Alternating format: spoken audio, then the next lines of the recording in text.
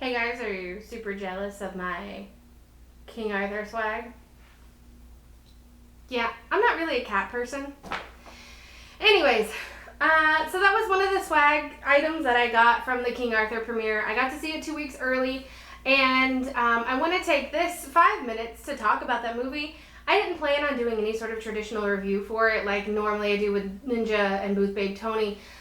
So this one does have spoilers in it, and I am putting it out a week before the movie actually comes out, so just heads up for that.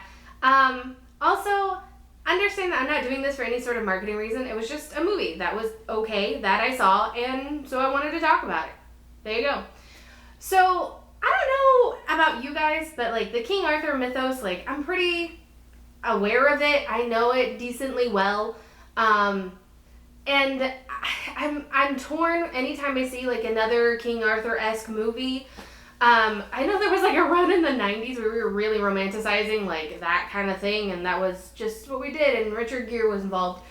Anyways, but I really do like things that are fantasy or like medieval aimed. I was a really weird kid, and like every history project I did was on like medieval weaponry and torture devices, which probably says a little too much to me as a person, like who I am. But anyways, so this movie, it wasn't necessarily bad. I just didn't think it was great, and it's kind of because it has the normal problems that most Hollywood movies have. So I'm going to start off with the fact that I didn't know who Charlie Hunnam was. Someone had told me about it, and I was like, oh yeah, that guy from Pacific Rim, because, you know, robots fighting, of course, I saw that movie. And they're like, oh no, Son of Anarchy, blah, blah, blah. That means nothing to me. He means nothing to me. So, and there's nothing wrong with that. I have no feelings about him. They did focus an awful lot on, like, his physique and, like, the fact that he's supposed to be a hot guy instead of, like, his leadership, which kind of bothered me, but whatever. Of course, Jude Law is in it, and I have no opinion about Jude Law. I don't care. He's charming and has a cute accent. I mean, that's really the role he always plays, I guess. And again, he was really popular for a little while, too. Probably in that same, like, 90s stint, but I don't have any feelings about him.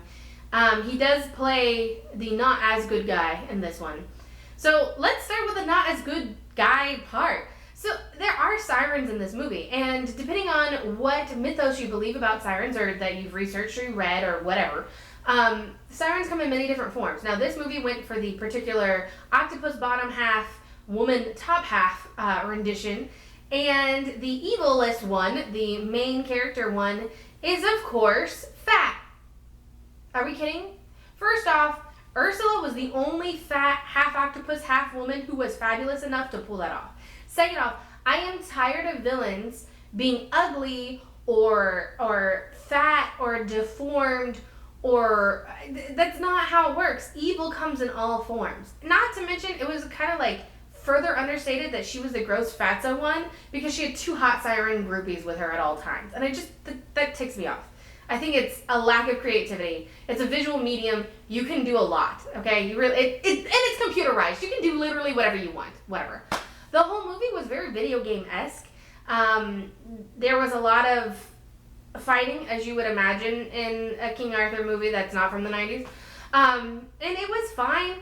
I mean, it very much felt like a God of War-esque movie. Actually, I was thinking about Breath of the Wild the whole time I was watching it, not just because I want to play more of Breath of the Wild and I can't stop, but also because there was a lot of like running, jumping, climbing, fury attack kind of stuff. It felt very video game-ish. And of course, it suffers from one of the biggest problems in Hollywood, which is the misuse of female characters.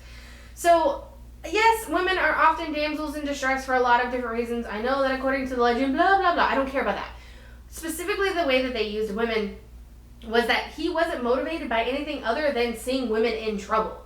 And that is so frustrating for me. There's one part where he awakens his like King Arthur powers because the mage, who is a female, who is a BA, but also kind of not, gets captured and is threatened. He sees all of his friends in danger, but the thing that like takes him off to like Super Saiyan style is this woman in trouble, and it just doesn't make sense. Now, I will say this, that is kind of an integral part of his character. Spoilers, if I didn't say it earlier, like there's totally spoilers, sorry. his mom dies, and he sees his mom die, and then he gets raised in a brothel, and he sees those women get abused and used, and it's terrible, so he has like a particular soft spot for it. But throughout the time, what he's doing is he's showing himself as a clever, goofy guy instead of a leader. And that's the thing, King Arthur is a great leader.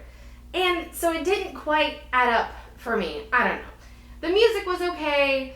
They did wear beanies. Jude Law just looks like he's wearing a suit. I don't expect it to be historically accurate, but I expected something a little bit more on target. Also, again, the beanies. There was a lot of beanies for medieval times. I don't know. All in all, if you like those kind of movies, I say go see it. It's not bad. I had never intended on seeing it, so getting to see it for free was pretty cool for me. I mean, that's about it. If you don't like movies like that, then don't see it. Yeah, okay, that's as good as you're going to get for this one. Like I said, this isn't like a usual review.